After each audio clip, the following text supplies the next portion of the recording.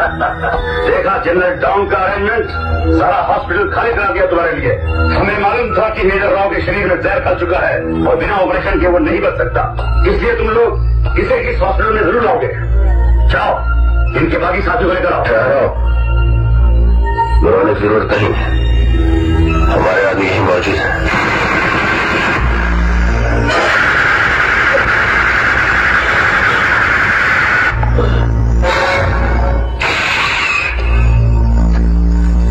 Don't you, Dungas?